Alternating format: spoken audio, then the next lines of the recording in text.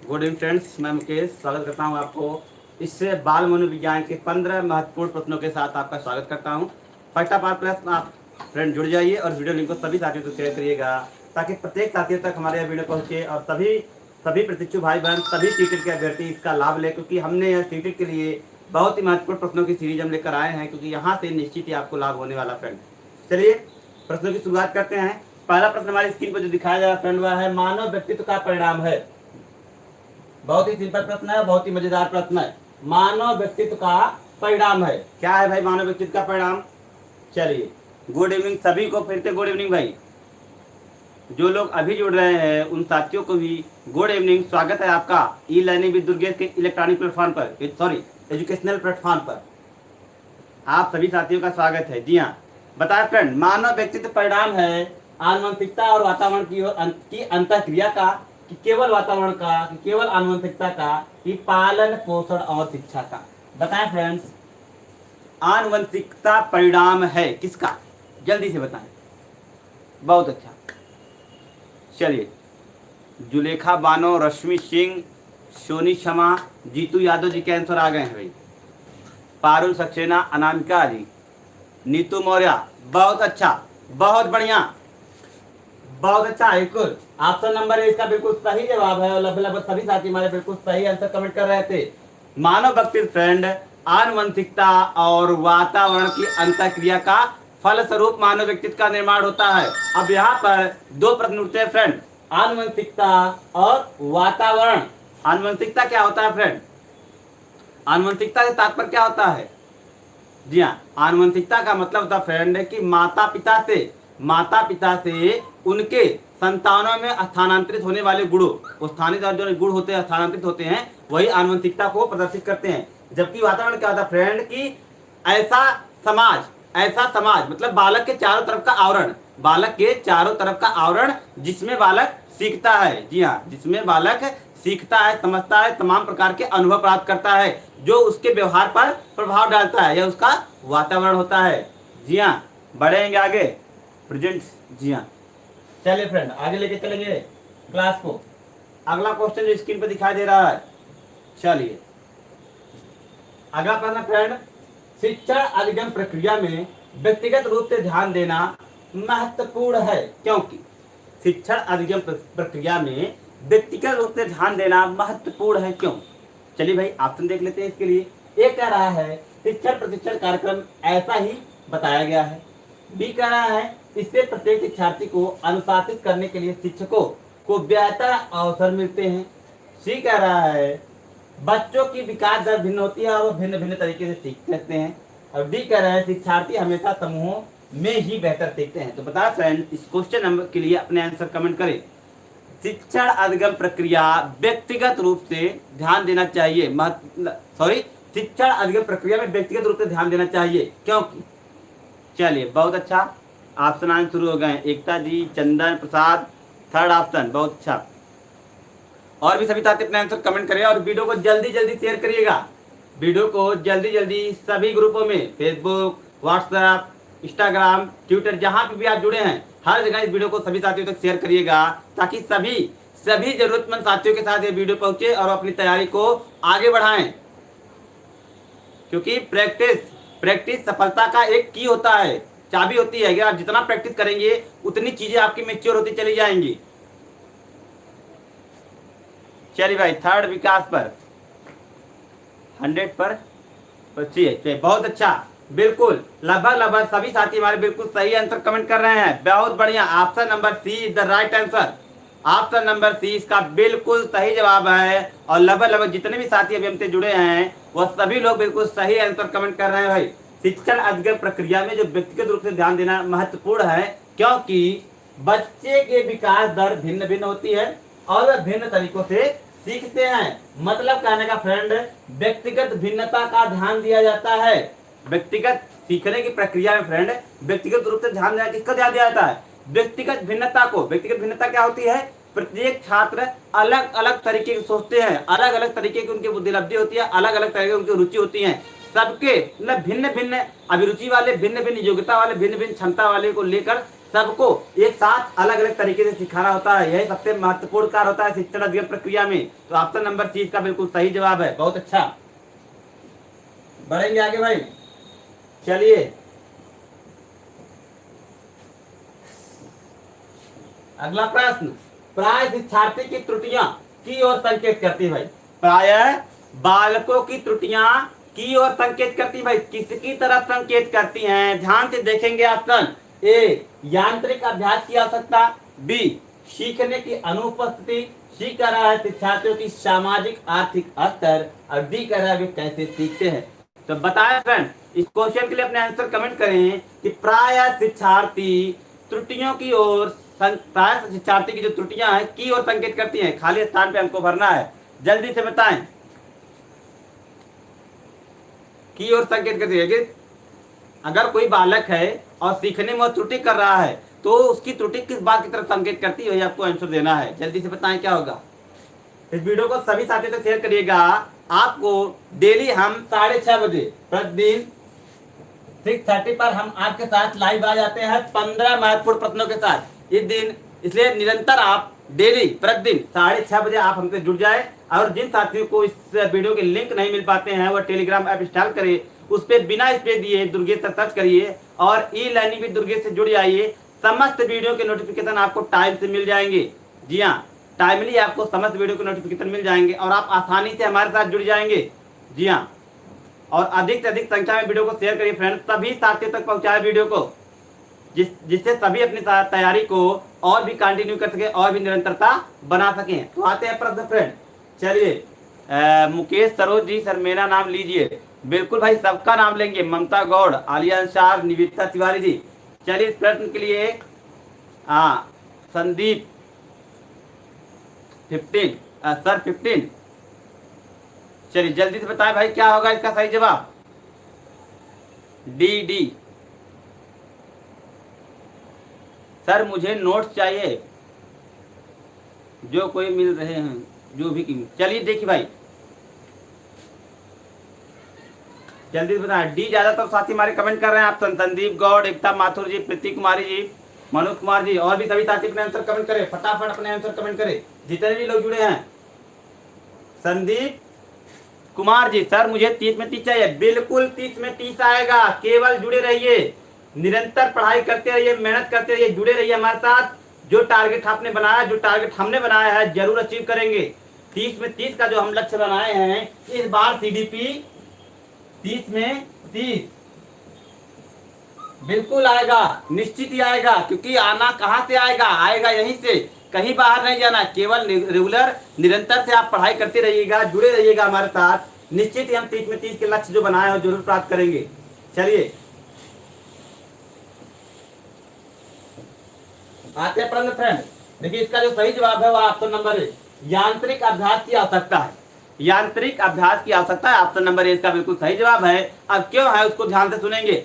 प्रायः शिक्षार्थी त्रुटियों की ओर संकेत करती है। किसकी ओर संकेत करती है? यांत्रिक अभ्यास की आवश्यकता। अब यहाँ पर आपके दिमाग में प्रश्न उठता है कि यांत्रिक अभ्यास क्या होता है फ्रेंड? तो यांत्रिक अभ्यास का मतलब होता है फ्रेंड निरंतर अभ्यास। यांत्रिक अभ्यास का मतलब होता है कि निरंतर रूप से अभ्यास करने से क्या होता है, त्रुटियां कम होती हैं। और त्रुटियां जो होती है, प्राय जो त्रुटियां करता है उसमें तो क्या होता है, अभ्यास की कमी।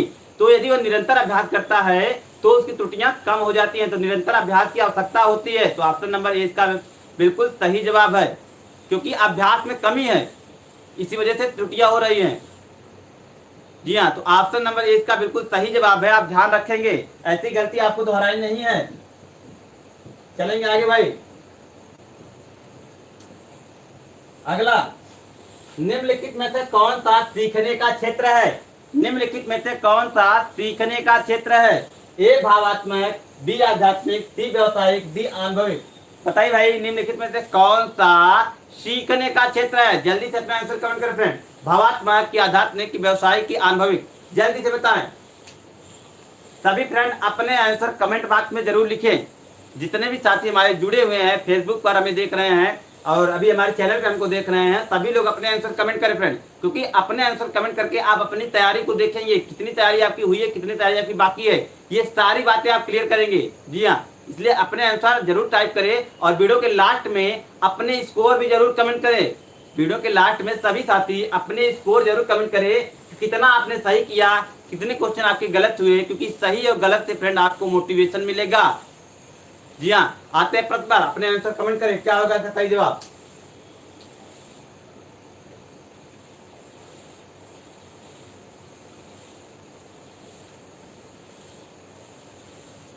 चलिए, डी मानसी श्रद्धा पारुल अनुभव सर, मेरा नाम अनीता वर्मा जी, बिल्कुल नाम लेंगे भाई, सबका नाम लेंगे। एकता Mathur, Priyanka Singh Thakur ji option number D comment कर रहे हैं। और भी सभी साथी अपने आंसर जल्दी जल्दी कमेंट करें। चलिए भाई, बहुत अच्छा, सभी को शेयर करिए भाई, बहुत बढ़िया। अंशिका रस्तोगी, चंदन प्रसाद, Priyanka Srivastava,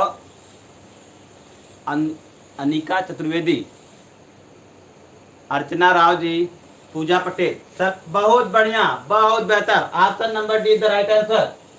option number D इसका बिल्कुल सही जवाब है। जी हाँ, यह कैसे है इसको समझ लेते हैं, क्योंकि फ्रेंड देखिए, सीखने का अर्थ क्या होता है, ज्ञान प्राप्त करना, और ज्ञान के द्वारा क्या होता है, ज्ञान क्या होता है, अनुभव द्वारा हमारे व्यवहार में परिवर्तन कर देता है। ठीक है, ज्ञान जो होता है अनुभव द्वारा हमारे व्यवहार में परिवर्तन करता है। तो जो का क्षेत्र क्या होता है, वह अनुभव है, कि मतलब अनुभव द्वारा क्या होता है फ्रेंड, हमारे व्यवहार में परिवर्तन होता है, यही क्या होता है, सीखना होता है। ठीक, तो ऑप्शन नंबर डी इसका बिल्कुल सही जवाब है। और लगभग लगभग जितने भी साथी हमारे साथ जुड़े हैं सब बिल्कुल सही आंसर कमेंट करें। बस इसी तरीके से आप जुड़े रहिए और क्वेश्चन को ध्यान से पढ़िए, अपने आंसर भी ध्यान से दीजिए। बढ़ेंगे आगे भाई। चलिए, बिल्कुल सिंपल प्रश्न है। जब बच्चा कार्य करते हुए उबने लगता है तो इस बात का संकेत है कि, क्या संकेत करता है, जब बच्चा कार्य करते हुए उबने लगता है तो किस बात का संकेत है। ए, बच्चा बुद्धिमान नहीं है, बी कह रहा है बच्चे में सीखने की योग्यता नहीं है, सी कह रहा है बच्चे अनुशासित करने की जरूरत है, और डी कह रहा है संभवतः कार्य यांत्रिक रूप से बार बार हो रहा है। बताए भाई, इसमें से कौन सा सटीक ऑप्शन होगा। बिल्कुल सिंपल प्रश्न है, पेडागॉजी का बिल्कुल सिंपल प्रश्न है। मैं आशा करता हूं सभी साथी इसका बिल्कुल सही जवाब देंगे।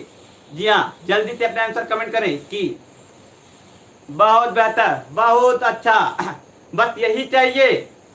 तुरंत अपने आंसर कमेंट करें, प्रश्न को देखें, अपने आंसर कमेंट कर दे और बिल्कुल सही जा रहा है, बहुत अच्छा, कुछ नहीं, बिल्कुल option number D is the right answer. बहुत अच्छा कमेंट कर रहे हैं जितने भी साथी अभी तक कमेंट कर रहे हैं। चंद्र प्रसाद जी हो गए, रूपा जी, सोनी जी, पूजा, मनोज कुमार, अंशु हर्षाय,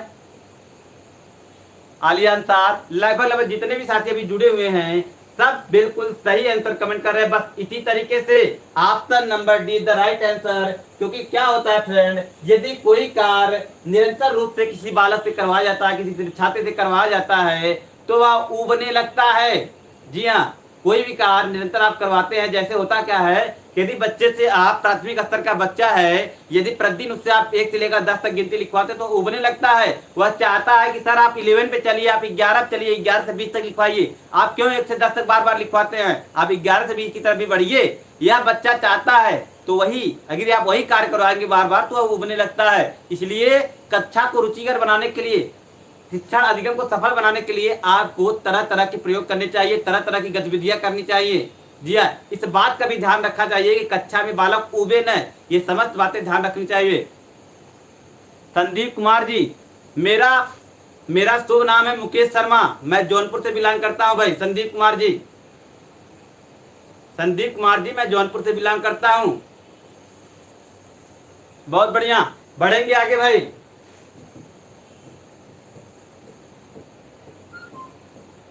चलिए, अगला प्रश्न कह रहा है, निम्नलिखित में से कौन सी समस्या समाधान की वैज्ञानिक पद्धति का पहला चरण है।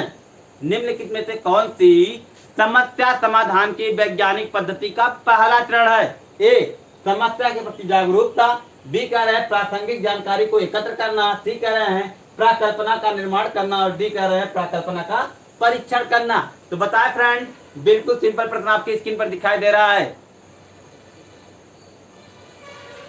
निम्नलिखित में से कौन सा समस्या समाधान का वैज्ञानिक पद्धति के पहला चरण है। जल्दी से बताएं क्या होगा, अपने आंसर कमेंट बॉक्स में लिखिए सभी साथी।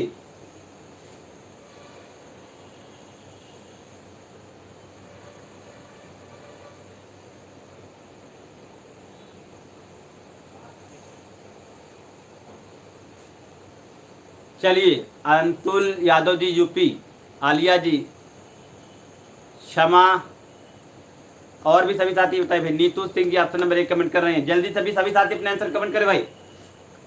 ये प्रीवियस ईयर के जो प्रश्न है, हमारे प्रीवियस ईयर के जो आए हुए सीटेड प्रश्न है, उन्हीं प्रश्नों का विश्लेषण हम आपके सामने लेकर आए हैं।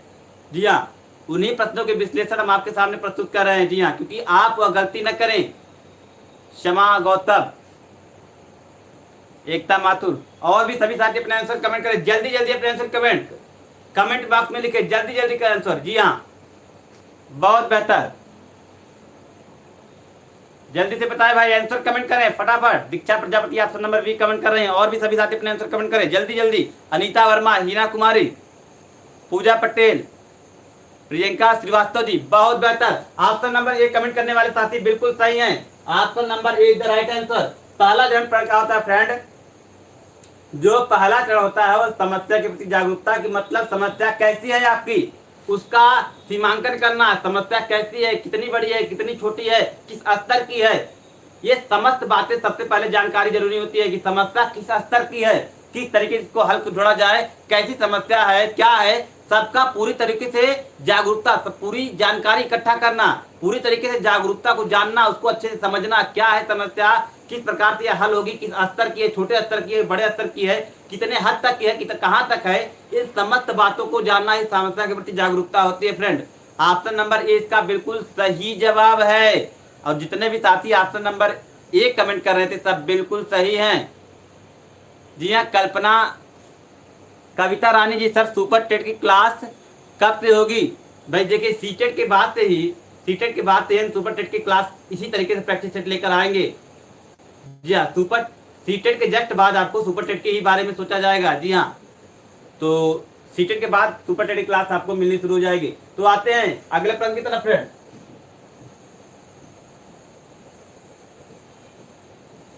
चलिए भाई, अगला प्रश्न स्क्रीन पर है। वाइगोत्स्की बच्चों के सीखने में निम्नलिखित में से किसका कारक किस पारक की महत्वपूर्ण भूमिका पर बल देते हैं? वाइगोत्स्की बच्चों के सीखने में निम्नलिखित में से किस कारक की महत्वपूर्ण भूमिका पर बल देते हैं? बिल्कुल सिंपल प्रश्न है, जल्दी से अपने आंसर कमेंट कर दिए। ए कह रहा नैतिक, बी कह रहा शारीरिक, सी कह रहा सामाजिक और डी कह रहा आनुवंशिक। तो बात कर रहे हैं भाई वाइगोत्स्की की। बस कुछ नहीं, कमेंट बॉक्स में अपने आंसर कमेंट कर दीजिए। जी हाँ, कमेंट बॉक्स में अपने आंसर कमेंट कर दीजिए, कुछ नहीं सोचना है। जी हाँ, जल्दी से अपने आंसर टाइप कर दीजिए। संदीप कुमार, ममता गौड़, और भी सभी साथी अपने आंसर कमेंट करें। सोनू कुमार जी, जुलेखा बानो, और भी सभी साथी अपने आंसर कमेंट करें भाई। पूजा पटेल, जल्दी जल्दी अपने आंसर कमेंट करें। बिल्कुल सिंपल प्रश्न, इससे सिंपल प्रश्न आपको अभी तक हमने नहीं सॉल्व किया है आज के सेट में। तो जल्दी से, कुछ नहीं, option number see the right answer. भाई वाइगोत्स्की की थियरी स्पष्ट कर देती है, वाइगोत्स्की की थियरी स्पष्ट कर देती है सामाजिक संस्कृति का सिद्धांत, सोशल कल्चरल थियरी। तो किस पे बल देते हैं? सामाजिक पर बल देते हैं। मतलब एक बालक के विकास में समाज को एक महत्वपूर्ण कारक के रूप में मांगते हैं। यदि बालक का सामाजिक और सांस्कृतिक विकास अच्छी तरीके से होता है, तभी बालक का विकास, सर्वांगीण विकास संभव है। संदीप कुमार जी, मेरा एक बार में सीटेट नहीं हुआ है, मैं एनसीईआरटी पढ़ रहा हूं जो सर पढ़ा रहे हैं। तो बहुत बेहतर संदीप कुमार जी, बस लगे रहिए। इस बार सीटेट पार है भाई, इस बार आपका सीटेट में सिलेक्शन हो जाएगा। इस बार सीटेट पार है आपका निश्चित। केवल आप लगे रहिए, बस हमारे चैनल से जुड़े रहिए। जितनी भी कार्य हम आपको देते हैं, बस उसी कार्य को आप करते रहिए, निरंतर मेहनत करते रहिए, निश्चित ही सीटेट में आप सफल हो जाएंगे, बढ़ेंगे आगे भाई। चलिए, अगला प्रश्न कह रहा है, एक शिक्षक और एक शिक्षिका अपने शिक्षार्थियों की विभिन्न अधिगम शैलियों को संतुष्ट करने के लिए वैविध्यपूर्ण कार्यों का उपयोग करती हैं। वह किससे प्रभावित हैं? किससे प्रभावित? ए गार्डनर के बहुबुद्धि सिद्धांत से, बी वाइगोत्स्की के सामाजिक संस्कृति सिद्धांत से, सी कह रहे हैं पियाजे के संज्ञानात्मक विकास सिद्धांत से, अब डी कह रहे हैं कोहलबर्ग के नैतिक विकास सिद्धांत से। तो बिल्कुल सिंपल प्रश्न फ्रेंड, ये शिक्षार्थी है जो है, एक शिक्षिका है, अपने शिक्षार्थियों से विभिन्न अधिगम शैलियों को संतुष्ट करने के लिए वैविध्यपूर्ण कार्यों का उपयोग करती हैं। तो वह किससे प्रभावित हैं? जल्दी से अपने आंसर कमेंट करें फ्रेंड, क्या होगा इसका सही जवाब? वह किससे मोटिवेट है भाई? किससे? गार्डनर से कि वाइगॉस्की की, पियाजे की, कोहलबर्ग से? अपने आंसर कमेंट बॉक्स में फटाफट लिखें।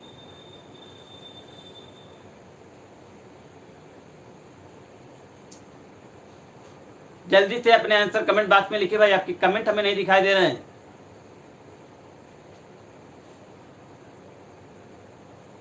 जल्दी से अपने आंसर कमेंट बॉक्स में लिखे फ्रेंड।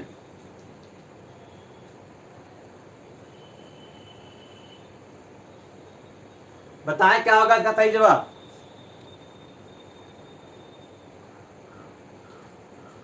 कमेंट नहीं दिखाई दे रहे हैं, आके देखिए। चलिए भाई, आते हैं इस प्रश्न फ्रेंड। गार्डनर के बहुबुद्धि सिद्धांत से प्रभावित है फ्रेंड। ऑप्शन नंबर इसका बिल्कुल सही जवाब है, क्योंकि क्या होता है,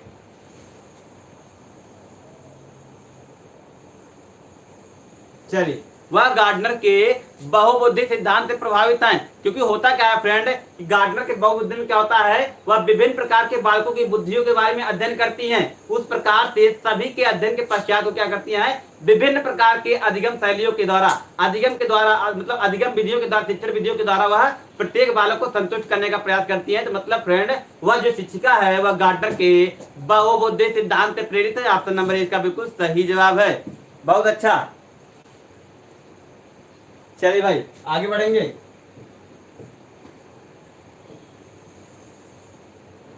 चलिए, अगला प्रश्न कह रहा है, एक शिक्षिका अपने आसपास कभी भी प्रश्नों के उत्तर नहीं देती है। एक शिक्षिका अपने आप से कभी भी प्रश्नों का उत्तर नहीं देती है। वह अपने विद्यार्थियों को उत्तर देने के लिए समूह चर्चाएं और सहयोगात्मक अधिगम अपनाने के लिए प्रोत्साहित करती है। यह उपागम के सिद्धांत पर आधारित है। बता फ्रेंड, एक शिक्षिका है जो कक्षा में प्रश्नों का उत्तर स्वयं कभी नहीं देती हैं, बल्कि क्या करती हैं, वह विद्यार्थियों को उत्तर देने के लिए समूह चर्चाएं और सहयोगात्मक अधिगम अपनाने के लिए कहती हैं। यह किससे भाई प्रभावित है, वह किस सिद्धांत से प्रभावित है? ए, अच्छा उदाहरण प्रस्तुत करना और भूमिका प्रतिरूप बनाना। बी, सीखने की तत्परता। सी, सक्रिय भागीदारिता। और डी कह रहे हैं अनुदेशात्मक और सामग्रिका के उचित संगठन पे। जल्दी से अपना आंसर कमेंट करें फ्रेंड, क्या हो जाएगा? इस क्वेश्चन के लिए अपना आंसर कमेंट करें, जल्दी जल्दी अपने आंसर कमेंट करें। चलिए, जैसा कि आपको स्क्रीन पर दिखाई दे रहा है, लेकिन मैं भी आपको जानकारी दे दूंगा कि 7:30 पर 7:30 पर दुर्गेश सर की गणित पिछली क्लास होगी। तो आप सभी साथी उस क्लास के साथ जरूर जुड़े। जी हाँ, 7:30 बजे 7:30 पर दुर्गेश सर की गणित की क्लास होगी। जी हाँ, इस क्वेश्चन के लिए अपने आंसर कमेंट करें फ्रेंड, क्या होगा इसका सही जवाब?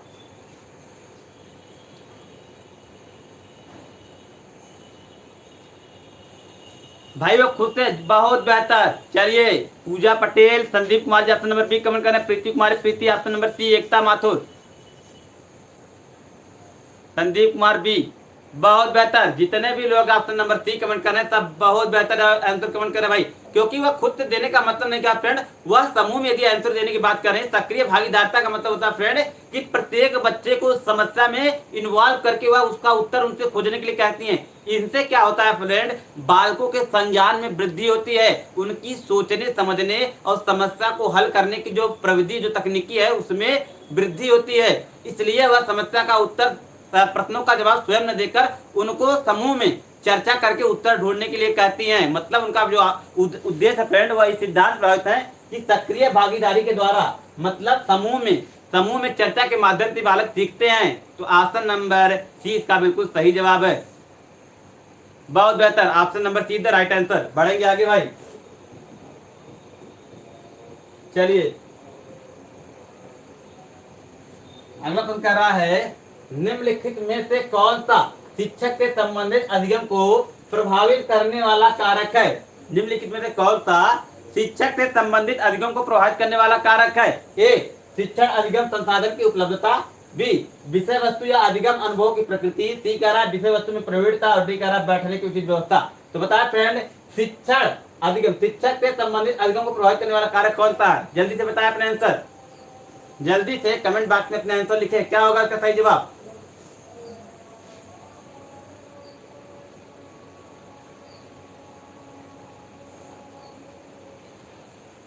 चलिए, रेखा, पूजा पटेल, रानू कुमार गौतम, और भी सभी साथी अपने आंसर फटाफट कमेंट कर भाई। क्या होगा इसका सही जवाब जल्दी से, विमल प्रसाद जी। अरे भाई कह रहे हैं कि शिक्षक से संबंधित अधिगम को प्रभावित करने वाला कारक है। ऑप्शन देखिए आप ध्यान से, इसके बाद आंसर कमेंट करिए। क्या होगा? शिक्षण अधिगम संसाधन की उपलब्धता, विषय वस्तु या अधिगम अनुभव की प्रकृति, विषय वस्तु में प्रवृत्ता या बैठने की व्यवस्था। तो देखिए भाई, यदि आप शिक्षक की बात करते हैं, शिक्षक के अनुभव की बात करते हैं, तो सबसे पहला जो फैक्ट होता है वह शिक्षण अधिगम संसाधन की उपलब्धता कि मतलब लर्निंग। जब जैसे कहा है आप शिक्षण अधिगम प्रक्रिया की बात करते हैं, तो सबसे पहले जब शिक्षक जो सोचता है, जो बात करता है, वह संसाधनों की बात करता है कि किस प्रकार के टीएलएम उपलब्ध है कक्षा में, किस प्रकार के आप सुविधाएं दे रहे हैं, कौन कौन से मटेरियल आपके, कौन कौन से टीएलएम आपके पास हैं, या किन किन विधियों के बारे में जानते हैं, कौन कौन से संसाधन आपके पास, जिससे आपका शिक्षण सरल और सुगम हो सकता है, बोधगम हो सकता है, रुचिपूर्ण हो सकता है, प्रभावशाली हो सकता है। तो पहली बात आती फ्रेंड संसाधनों की उपलब्धता की। तो सबसे महत्वपूर्ण जो प्रभावित करने वाला कारक है फ्रेंड, वह है संसाधनों की उपलब्धता। ऑप्शन नंबर इसका बिल्कुल सही जवाब है, और काफी साथी हमारे बिल्कुल सही आंसर कमेंट कर रहे थे। बस इसी तरीके से लगे रहिए, बढ़ेंगे आगे भाई। चलिए अगला प्रश्न कह रहा है, राज्य स्तर की एक एकल गायन प्रतियोगिता के लिए विद्यार्थियों को तैयार करने समय एक विद्यालय में लड़कियों को वरीयता देता है या दर्शाता है। बिल्कुल सिंपल प्रश्न है भाई। राज्य स्तर में एकल गायन प्रतियोगिता के लिए विद्यार्थियों को तैयार करते समय विद्यालय में लड़कियों को वरीयता दिया जाता है, क्या दर्शाता है? ए सृजनात्मक उपागम, बी प्रगतिशील चिंतन, सी लैंगिक पूर्वाग्रह, और डी कह रहा है वैश्विक प्रवृत्तियां। तो बताइए भाई क्या होता है? बिल्कुल सिंपल प्रश्न है भाई, बिल्कुल सिंपल प्रश्न। अपने आंसर फटाफट किसी बात, जी हाँ, कमेंट बॉक्स करते हैं, आंसर कमेंट करें जल्दी से। यह क्या दर्शाता है भाई? चलिए बहुत अच्छा, यह लैंगिक पूर्वाग्रह को दर्शाता है भाई। लैंगिक पूर्वाग्रह का तात्पर्य क्या होता है फ्रेंड कि, जी हाँ, लैंगिक पूर्वाग्रह का तात्पर्य क्या होता है कि मतलब है किसी भी कार्य में लैंगिक भेदभाव करना, कोई भी कार्य में लैंगिक भेदभाव करना ही लैंगिक पूर्वाग्रह कहते हैं। मतलब जैसे क्या होता है, स्त्रियों के साथ भेदभाव करना, पुरुषों के साथ भेदभाव करना, यही लैंगिक भेदभाव होता है। जैसे क्या होता है, यहाँ पर यदि बात कर रहे हैं गायन की, यहाँ पर बात कर रहे हैं गायन प्रतियोगिता की, यदि वही खेल प्रतियोगिता की बात करते हैं तो बालकों को सम्मिलित करते हैं और बालिकाओं को सम्मिलित करके, तब पर भी आपका लैंगिक पूर्वाग्रह होता है फ्रेंड। जी हाँ, ऑप्शन नंबर 30 का बिल्कुल सही जवाब है। बढ़ेंगे आगे भाई। चलिए, विद्यालय आधारित आकलन मुख्य रूप से किस सिद्धांत पर आधारित होता है? विद्यालय आधारित मूल्यांकन मुख्य रूप से किस सिद्धांत पर आधारित होता है? ए किसी भी कीमत पर विद्यार्थियों को अच्छे ग्रेड मिलने चाहिए, बी विद्यालय बाह्य परीक्षा निकायों की अपेक्षा ज्यादा सक्षम है, सी आकलन बहुत किफायती होना चाहिए, और डी कह रहा है बाह्य परीक्षकों की अपेक्षा शिक्षक अपने शिक्षार्थियों की क्षमताओं को बेहतर जानते हैं। बताइए भाई कौन सा स्तर यहाँ पर सबसे सटीक होगा? विद्यालय आधारित आकलन का मुख्य रूप से किस सिद्धांत पर आधारित है?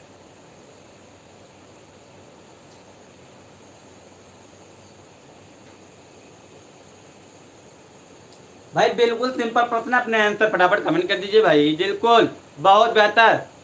जीतू यादव जी, प्रीति कुमारी, महेंद्र राठौर, प्रियंका सिंह ठाकुर, और भी सभी साथी अपने जल्दी जल्दी। बहुत बेहतर, बहुत बेहतर। ऑप्शन नंबर डी, जितने भी साथी कमेंट कर रहे हैं सब बहुत बेहतर कमेंट कर रहे हैं। क्योंकि होता क्या फ्रेंड कि बाह्य परीक्षक मतलब जो भी हमारे एग्जामिनर आते हैं, वो तो केवल क्या करते हैं, हमारे एक प्रेजेंट टाइम मतलब वर्तमान समय के ज्ञान को जो है अच्छे तरीके, मतलब वर्तमान समय का जो ज्ञान होता है उसी के आधार पर जो है वह क्या करते हैं, अपनी प्रतिक्रिया देते हैं। लेकिन जो हमारे शिक्षक होते हैं वह हमको क्लास के प्रारंभ से पहले, क्लास के पहले दिन से ही नोटिस करते हैं, वह हमारी क्षमताओं को और भी बेहतर तरीके से जानते हैं। तो इसलिए जो सही जवाब होगा फ्रेंड वह होगा ऑप्शन नंबर डी, कि बाह्य परीक्षकों की अपेक्षा शिक्षार्थी अपने शिक्षार्थी को शिक्षक अच्छी तरीके से समझता है, उनकी क्षमताओं को समझता है, उनके कार्य करने की प्रगति क्या होती है, प्रवृत्ति क्या है, किस प्रकार से करता है, सभी वे समझते हैं। तो ऑप्शन नंबर डी इसका बिल्कुल सही जवाब है। अगला प्रश्न, चलिए अगला प्रश्न कह रहा है, एक शिक्षक प्रश्न पत्र बनाने के बाद यह जांच करता है कि क्या प्रश्न परीक्षण के विशिष्ट उद्देश्यों की परीक्षा ले रहे हैं, वह मुख्य रूप से प्रश्न पत्र के बारे में चिंतित है। बताइए भाई वह प्रश्न पत्र किस बारे में चिंतित है? ए प्रश्नों के प्रकार के बारे में चिंतित है, बी विश्वसनीयता के बारे में चिंतित है, सी वैधता के बारे में चिंतित है कि डी संपूर्ण विषय वस्तु को शामिल करने के विषय में चिंतित है। बताइए, कोई शिक्षक प्रश्न पत्र तैयार कर रहा है, वह समस्त बातें देखता है प्रश्न पत्र तैयार करते समय, तो मुख्य रूप से किस बात को लेकर, किस विषय वस्तु को लेकर ज्यादा चिंतित रहता है? प्रश्नों के प्रकार को, कि विश्वसनीयता को, कि वैधता को, कि संपूर्ण विषय वस्तु को सम्मिलित करने को। तो यह भी प्रश्न बिल्कुल सिंपल है, यह भी प्रश्न बिल्कुल सिंपल है। अपने आंसर कमेंट कर दी भाई। किस बात की चिंता उसको लगी रहती है? वह विशिष्ट उद्देश्य, जी हाँ, जो परीक्षण होता है वह क्या होता है? विशिष्ट उद्देश्य की परीक्षा ले रहा है, क्योंकि विशिष्ट उद्देश्य को देखकर बनाया जाता है, तो वह किस बात से ज्यादा चिंतित रहता है? प्रश्नों के प्रकार, यह तो क्लियर है भाई, प्रश्न के प्रकार के बारे में वो जानेगा कि कैसे कैसे कौन कौन से प्रश्न रखते हैं, वस्तुनिष्ठ प्रश्न कौन से रखते हैं, अति लघुत्तरीय, लघुत्तरीय, दीर्घोत्तरीय, सारे प्रश्नों के बारे में उसको जानकारी है। विश्वसनीयता का मतलब होता है फ्रेंड कि वह जो प्रश्न पत्र बना रहा है वह कितना विश्वसनीय है, कितना विश्वसनीय है, वह कितने अच्छे तरीके से बनाया गया है, प्रत्येक शिक्षकों के राय के बाद वह तैयार किया गया है, सभी शिक्षकों ने अपनी राय उसको व्यक्त की है, अच्छी पॉजिटिव राय दी है, इसका मतलब वह विश्वसनीय है। वैधता का मतलब इसके पहले भी शिक्षक ने जो प्रश्न पत्र तैयार किया गया था वह बेहतर था, इसलिए इस बार का भी जो प्रश्न पत्र तैयार करेगा वह वैध है। तो मतलब फ्रेंड जो उसको चिंता है, इसी बात की चिंता है कि वह संपूर्ण विषय वस्तु को एक प्रश्न पत्र में शामिल कैसे करेगा। उसके लिए चिंता की यही बात है फ्रेंड कि संपूर्ण विषय वस्तु को, संपूर्ण पाठ्यक्रम को एक प्रश्न पत्र के अंतर्गत शामिल कैसे करेगा। इस बात को लेकर वह चिंतित रहता है कि मुझे संपूर्ण पाठ्यक्रम को एक प्रश्न पत्र में उतारना है, तो इसी चिंता उसको सबसे ज्यादा लगी रहती है। तो ऑप्शन नंबर डी इसका बिल्कुल सही जवाब है, क्योंकि आप ही सोचिए फ्रेंड कि एक पूरे विषय का एक प्रश्न पत्र तैयार करना शिक्षक के लिए सबसे बड़ा उत्तरदायित्व होता है कि हमें हर स्तर के प्रश्न लेने हैं, हर पाठ्यक्रम को टच करना है। तो ऑप्शन नंबर डी इसका बिल्कुल सही जवाब है। जी हाँ, बढ़ेंगे आगे भाई। चलिए अगला प्रश्न कह रहा है, विवेचनात्मक शिक्षा शास्त्र यह दृढ़ विश्वास है कि, विवेचनात्मक शिक्षा शास्त्र यह दृढ़ विश्वास है कि बच्चे स्कूल से बाहर क्या सीखते हैं या अप्रासंगिक है। बी शिक्षार्थियों के अनुभव और प्रशिक्षण को महत्वपूर्ण होते हैं। सी कह रहे हैं एक शिक्षक को हमेशा कक्षा कक्ष में अनुदेशन का नेतृत्व करना चाहिए। डी कह रहे हैं शिक्षार्थियों को स्वतंत्र रूप से तर्कड़ा नहीं करनी चाहिए। तो बताइए फ्रेंड, विवेचनात्मक शिक्षा शास्त्र का क्या दृढ़ विश्वास है अध्ययन के प्रति?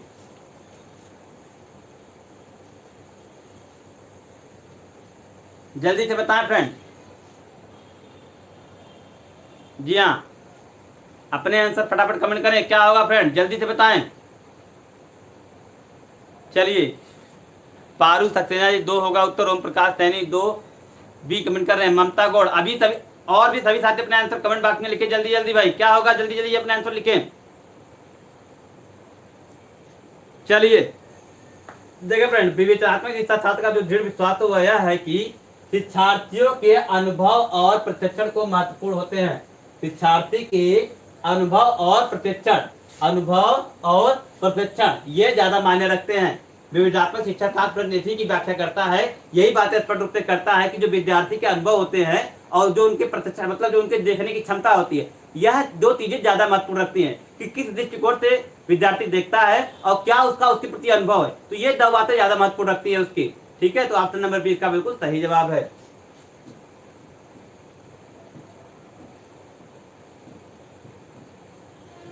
चलिए फ्रेंड,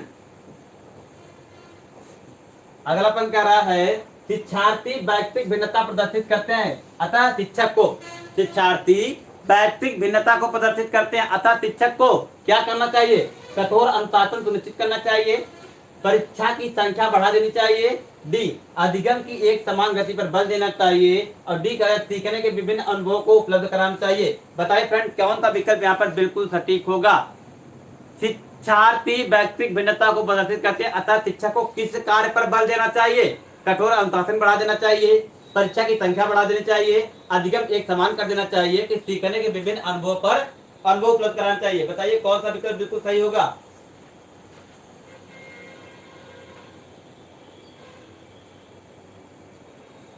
बहुत बेहतर। चलिए, ओम प्रकाश जी, प्रीति कुमारी, ज्योति, ओम प्रकाश, सोनी, जानवी, पूजा पटेल और भी सभी साथी अपने आंसर फटाफट कमेंट बॉक्स में लिखे भाई। क्या होगा इसका बिल्कुल सही जवाब? जल्दी से अपने आंसर कमेंट बॉक्स में लिखें। विद्या जायसवाल जी, चलिए यह हमारे प्रैक्टिस का अंतिम क्वेश्चन है फ्रेंड, अपने आंसर ध्यान से कमेंट करें, क्या होगा?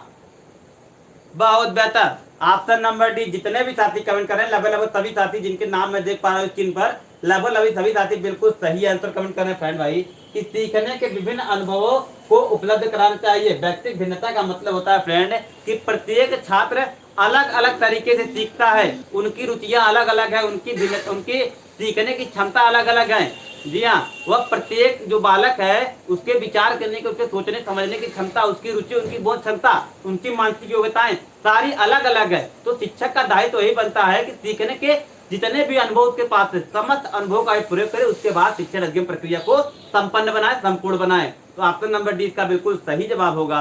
और फ्रेंड अपने आंसर, अपने जो स्कोर जरूर कमेंट करें, कमेंट बॉक्स में कितने क्वेश्चन आपने सही अटेम्प्ट किए।